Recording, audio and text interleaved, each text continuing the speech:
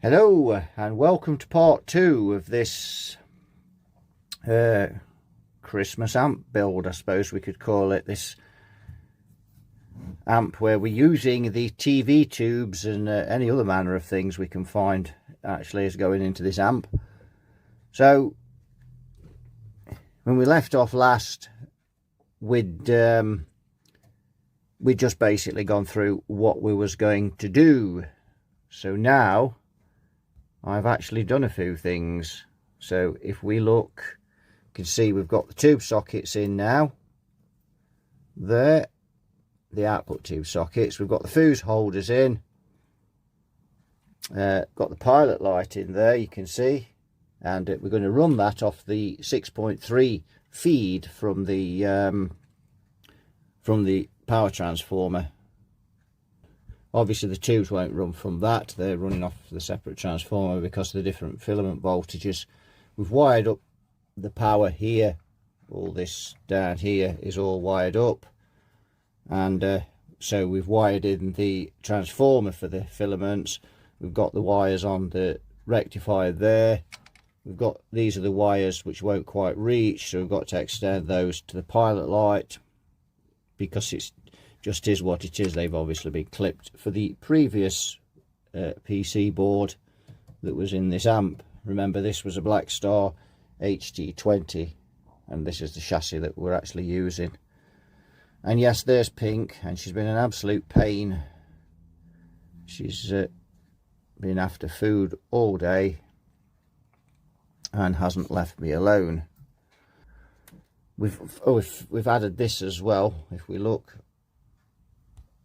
we've added this here. This is to mount the filament wires and things on, because obviously we've got to wire from here all the way back to here. Now these two tubes, as I said before, will be wired in series and they're 9 volts each. Remember, we've got an 18 volt transformer. These two tubes will be wired in parallel. They're 17 volts each. So we'll look at that in a bit more detail when we start to wire those up and how we're going to do the voltages. Right, you can see I've done a bit of work to the amp. You can also see Pink lurking there, as usual. She's being a bit of a pain today, is Pink. So we've got the sockets wired up now, and obviously I've had to extend these cables, which they've J-hooked and shrink tubed under the board. So we've got those done. Wired the plates up. I think we've already seen that before. Not sure, but anyway, I've wired up the plates. And we've got quite a bit of work done here. We've got the HT onto the rectifier there. So these wires are the AC feed for the filaments. Don't do that to the camera, sweetheart. Shall we try that again? These are the filament feeds which are going to go here, and then we're going to build that circuit up, get the filament wires on. Now this wire here is what I've been using, is this wire.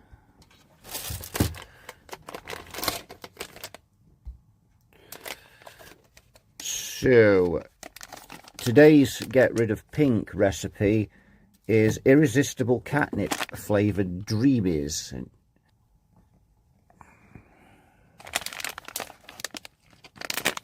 Yeah, I've gone with those. Cheerio then. That'll keep her busy for a while, or no doubt we'll have to put up with a small amount of rustling, but at least we can see what we're doing now and not being rudely interrupted. Where was I? So yeah, so that we was looking at this wire, weren't we, before I think rudely interrupted us. So this is the wire we've been using, this like cloth coated stuff. I've got quite a few reels of that, and it's nice wire. Just find it's I was fine with that sort of wire. It's sometimes hard to get things tidy with it. It's not the most durable of cable, but it's what we've got for this project. So problems that we've got to get around. The first problem is we obviously need to put screen resistors on these tubes.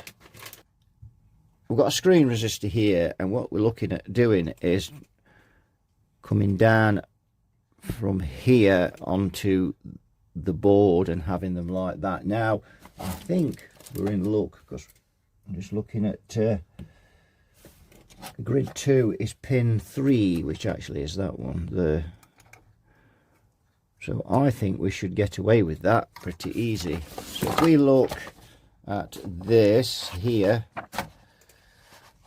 you can see, if I just lift that up, we'll tap manual focus, there we go. You can see that pin 3 is grid 2, and if we look at this, sorry, I'm dodging the camera, and if we look at this tube set layout here, you can see we've got no spare pins, because of course what you know, I mean most of you know this, but normally you would use a spare pin to connect the screen feed, and then you put the resistor to the, which would be pin 3 in this case. Grid 2 is the screen. But you can see we've got internal connection on pin, sorry. But you can see we've got internal connection on pin 2, pin 3, pin 4, filaments 4 and 5, anode 6, cathode, and grid 3, 7. And then we've got grid 1 on 8 and internal connection on 9. So no pins there. You cannot connect onto internal connection pins. So I'm kind of thinking that if we do that, get that on there, that should be pretty solid. So yes, and so we'll pick out a turret to wire the screens to, and then another one on here. So we'll go in here, say there, try and keep them as straight. I think we're a bit piggy in the middle there, but actually no, that's not too bad. Now some of these tubes you have to connect grid 3 to cathode externally, but on here it's done internally in the tube, such as it is in an EL84. So that's not a problem we're going to have. Well, it's not really a problem, it's just another job. So what I'm going to do now is I'm going to wire up the filaments. We'll probably use some different wire for that, because you can't really, this cable, and again I've got some more here, it doesn't bind very well when you twist the wires. So we'll find some different cable for that, and then I'm going to get the filaments wired up, and then we're going to apply a bit of power to this and see just see what those filament voltages are like. I'm going to wire up the HT to this fuse as well. The caps are underneath, the power caps, so we're going to wire those up as well. So yeah, try and get quite a bit done today. It is now Saturday and it's 11:10. So we're going to try and get as much done today as we can. Got a little bit done yesterday and then cleared off to a gig. You can see the gumption is in pride of place on the bench as well. There. No workbench is complete without a tin of gumption. And incidentally, it was looking at this and I was trying to remember, because I was only a small child when we went what we call decimalisation. So this old money, and I thought this was a shilling, but I wasn't sure whether it was a shilling or a pence, but that's actually a shilling. So a shilling was 5 pennies in old money, as we say. So there we go. So that tells us as well that our gumption there is pre-1970s, although we can probably tell that from the tin, can't we? In fact, that tin looks like it's from the 40s or 50s. 1940s, 1950s. Anyway, enough waffling about gumption. Let's get back to the amp. Right, I've just got the camera on handheld for the moment, and what we're going to do is fire up these filaments. Now we've got the valves in, the tubes in, bulbs, whatever you want to call them. There we go. So we've just got a bit of a side shot going on there. We're ready to go. Let's switch on the amp, which is here, and we'll switch on. The current limiter is on, so we'll switch on, and you can see that 40-watt bulb there is has lit, and you can see the voltage going up on the meter, which is 9 volts and climbing. So we just want to see where that sits, and then see where our filaments go. So that's going up 100 milliamps. There's no problems there. Let's put another 40 in, bring it up even more, and you can see now it's shot up. Now I've got 16 volts and climbing, and yes, we can see light in all the tubes. So we've got some second-hand tubes in there at the minute, not the new Mazdas. An Edicron, actually I think that Edicron might be a new one, you're not seeing that. I've got an Edicron and another tube, but that one is second hand, the other one. And then I've got a PCF80 and a PCC85 in there.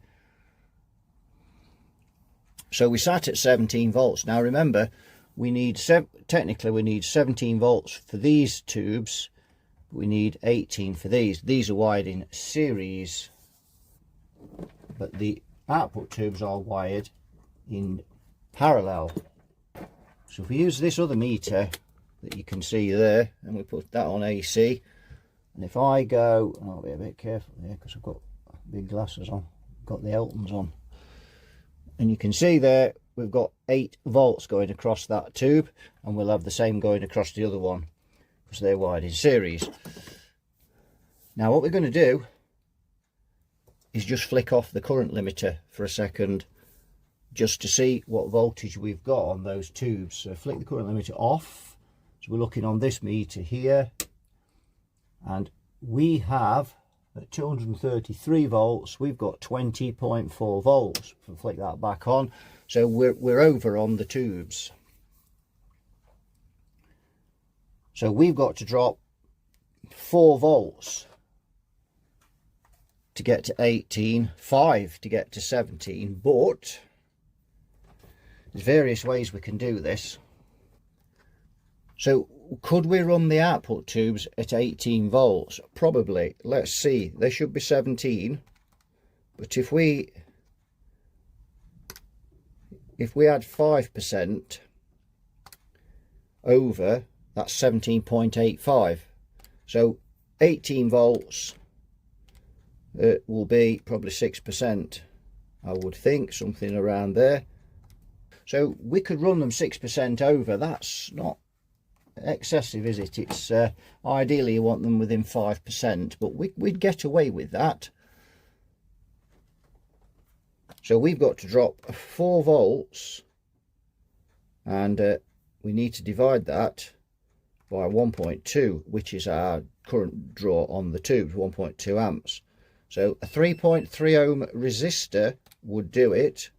So 4 times 4 is 16, divided by 3.3 is a 4.8 watts.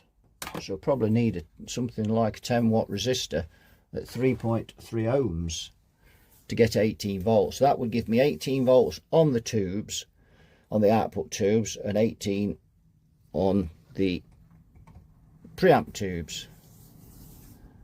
But there is other ways of doing it. Right, you can see now, if you look at the 2 meters, one is saying 14.93 volts and one is saying 17.35. Current limiter's on. We've got the 240 watt bulbs in. Now on the output tubes, I've got a couple of 2.2 ohm resistors in there. 2.2 ohm resistors on each side of the transformer wired in there. and they've dropped on the current limiter about 2 volts, just less, 1.5 volts, 2.5 volts. Let's get the current limiter off.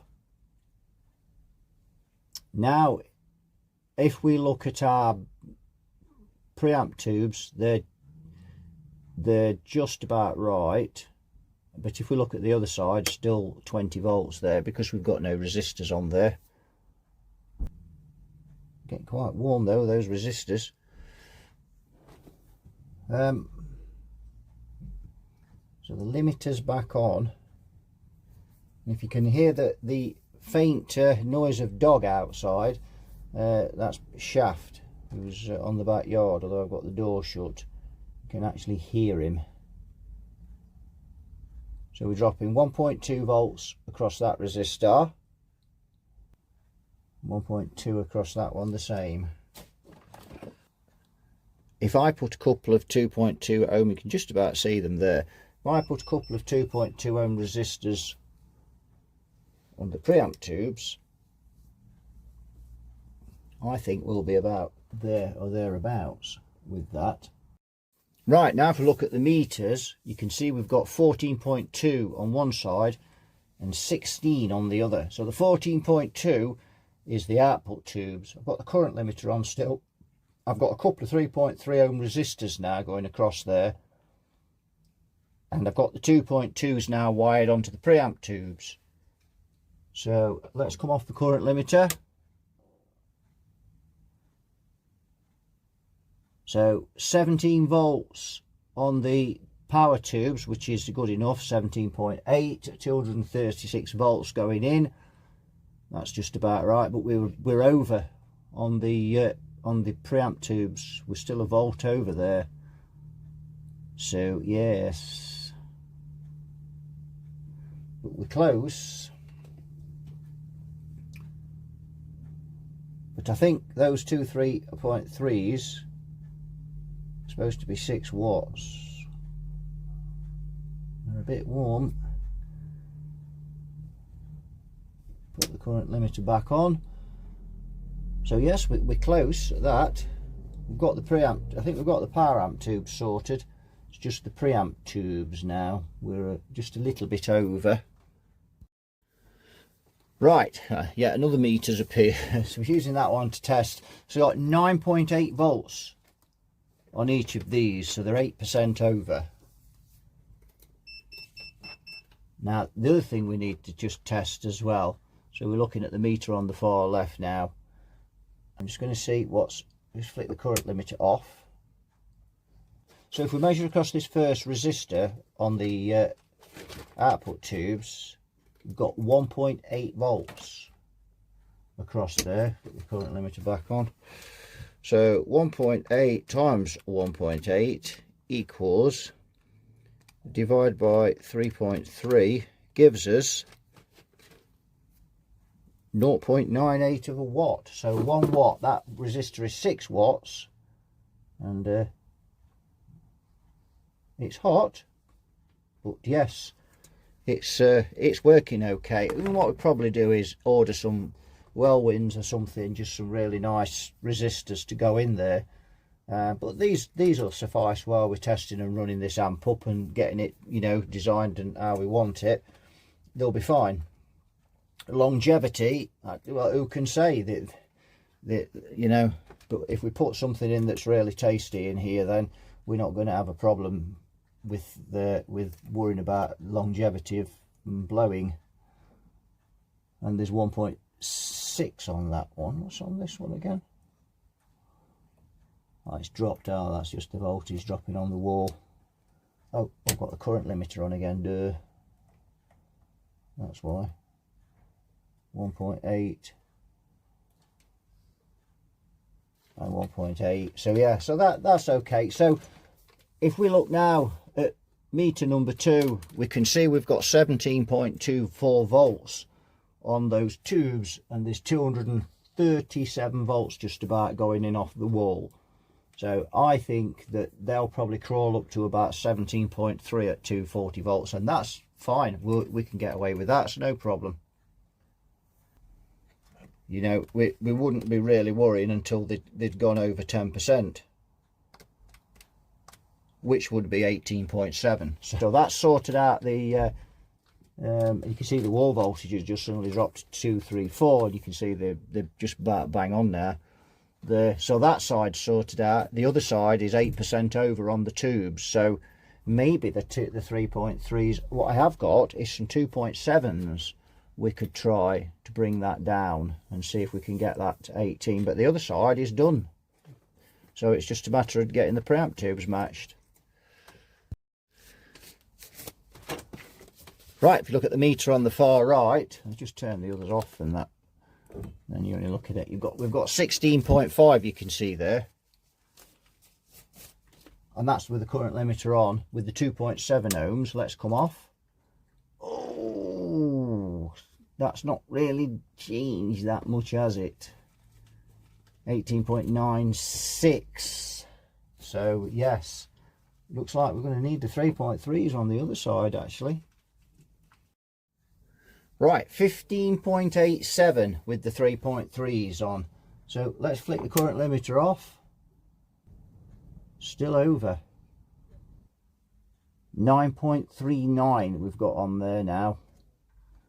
Presume we've got the same on the other. 9.39 we've got on there. I think we'll be okay with that actually. Right, there we go. We've got those resistors in and we're cooking. And we come off the current limiter. So let's have a look. Let's go to the output tube on the there we go. 16.95. We've got 234 volts going in, so that's perfect. So yeah, by the time that's at 240 will be 17.23. And here is the tube, one of the preamp tubes, 9.37, so we're a little over, but not massively. Go on to the other one, and 9.4. so yeah, there'll be 9.4 and the other. They usually stay the same unless there's a problem drawing the same current. There we go. So that's the filaments done. So what I need to do now is just tidy up a little, because we've got stuff everywhere with just constantly working away at these things. We've got stuff everywhere, and we just need to tidy up a bit. We've got, you can see that the resistors are in there. May get some better resistors. The other two, the two on the preamp side, sorry, on the preamp tubes in series, they're only lukewarm, so they'll be fine. There's no problem with those. These are getting a bit on the hot side, but I'll put the old guitar pads on them. You can see, can feel it starting to come through on there. But we could always, you know, while we're working on this amp and running it up, they'll run fine. We'll probably get some better quality ones just for longevity, just, you know, just to prevent them. They probably won't fail though. They'll run, as I say, they're hot, but yeah, I can't think I can do that with these fingers as much. But yeah, so that's looking pretty good. So we've now got the filaments done, and we're a little over on there, but to be fair, you know, is that going to make much difference? 9.3 volts. We're at 236 now on the wall. I mean, I could put the variac on it, I suppose, and run it up to 240, but I think we just split in hairs really. And knowing these tubes, I bet in most televisions, especially when things got tired in there and whatnot, I bet some of these were running at 10 volts. Wouldn't surprise me. Not that I'm an expert on television, so again, that's speculation. You can see that's up to 9.43 now at 236. So yeah, I reckon that'll be 9.5, something like that, a shade over that. 9.55 something, looking at that. about 6% over, so they are a little bit over. So I mean, we could probably get some 4.7s or something like that, or 4 ohms, just to bring that down a bit. But yeah, there we go. Let me know what you think in the comments. But that's all finished now, and just apart from, I need to get some plug now. I just need to get some alcohol and just clean up that board where we've been soldering and testing and doing. We'll just clean that up, and that's pretty good. We'll just keep these. Now if you look at these resistors, I've set this one a little higher. So if you look at this one's set a little higher because the nut, there's the nut for this, for fitting this tag strip under there. You see this tag strip's solid, but I don't want this resistor touching on that nut, so I've just got a little bit more height on there to make sure it doesn't. So that's it, that's the filaments finished. So now we need to move on and put these nicely in the corners there. We need to move on and start sorting out the power supply. To take the ground off as well, because I'd wired these in and then realised I got one of them over the ground wire. So there's always some cock up I make somewhere, but I'll just solder that back on. So they're down there fairly neatly now, and I've actually come round with the wires to this tube and then gone over, because I didn't want to just bend that wire and come in there and go through all this lot here. So what I've done is I've just come round all of those, gone in here, and then gone over to the other tube. It looks tidier, it's better. So the power supply now, which we'll be working on, so we've got the caps underneath the board, so we're going to start wiring up the caps now, the power supply, the fuse from here, and the bridge rectifier. We need to get that to ground. We need to ground these caps, and they'll have to be done under the board. Yeah, so all looking good. So we get in there, but will we get it done before the end of the year? It is Saturday the 27th of December now, and it is now 25 to 5, so the time is pushing on. Right, so done a bit more now, you can see. So we'll get a pointer, use this pencil. So we've got the fuse wired in now, all the power there, and the caps are wired up underneath the board. We've got the feed coming in here. This one's going to the cap. Feed coming in here was going to the cap. The center tap is connected to the cap underneath, because the wire wouldn't reach to there, but that's fine, it's connected. Here's where the screen resistor will, the drop-in resistor for the screens will go. Here, there's the screen feed there, connected to the cap there, and that wire goes over here to connect this point here, and then the screen resistor is here on the tube, and then this wire goes here, and you can see him protruding there, and then the other screen resistor will go there.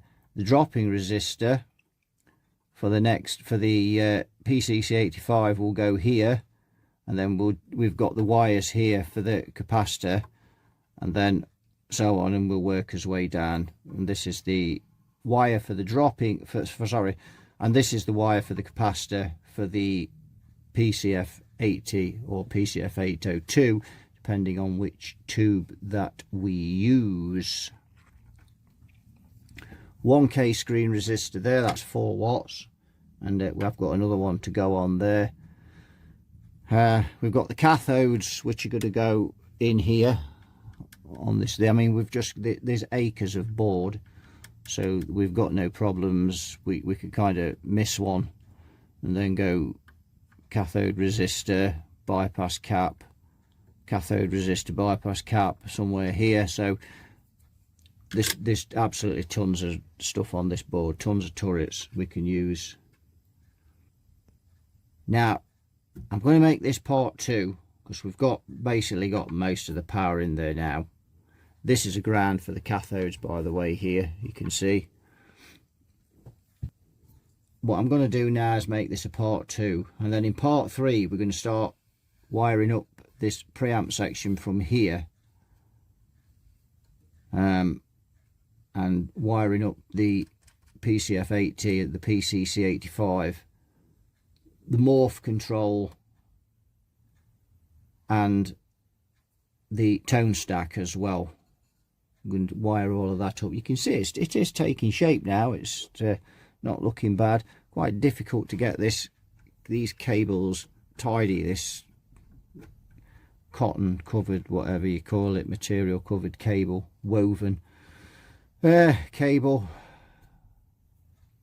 And remember, you know, I'm not trying to build some production amplifier here. You know, I'm not an amp builder. This is just a project that we're doing from surplus parts, basically. Yeah, I bought a lot of new stuff to go in here. Obviously, the sockets and pots, it just makes sense to buy those new. Turret board, obviously. So a lot of the things are new in here, but you know, the chassis, second-hand amp that we've stripped, and obviously the tubes or new old stock or whatever. So somebody also, because again I have to approve the comments, so even though I've not replied to a lot of them because I've really not had time over Christmas, but I do, as obviously I have to read them before I approve them. So someone actually said, would the schematic be available for this amp? So yes, it will be available when it's finished, if anyone should want it. And I am gradually drawing out a schematic of some kind as I'm going along with this. Well, I'm actually using DIY, a DIY, oh, what's it called? I can't remember. Anyway, it's a program that you use for doing this, for doing schematics and stuff. So yeah, so there will be a schematic available should anybody want it or want to improve on it. So I'm sure someone will be able to improve on it. Who got some decent presents for Christmas then? So I got some teaspoons shaped as guitars, and we'll have a look at those in part 3. And some of my teenage students have a good sense of humour, so I actually got a bald man's brush, as you can see there, and a bald man's comb there. So yes, that's the grand sum of my Christmas presents: the brush, the comb, the spoons, which are very nice, and a box of chocolate biscuits from one of my students' mums, which I actually ate before Christmas, and then run off the calories rather hastily. So yes, that's no guitars for Christmas or anything like that. So if you had a guitar for Christmas, let me know in the comments, or an amp. If you had an amp for Christmas, of course, let me know in the comments. So yes, that'll do it for this one. Enough waffling about Christmas presents and combs and brushes. So you all take care, and I'll see you all in part 3. Bye bye for now.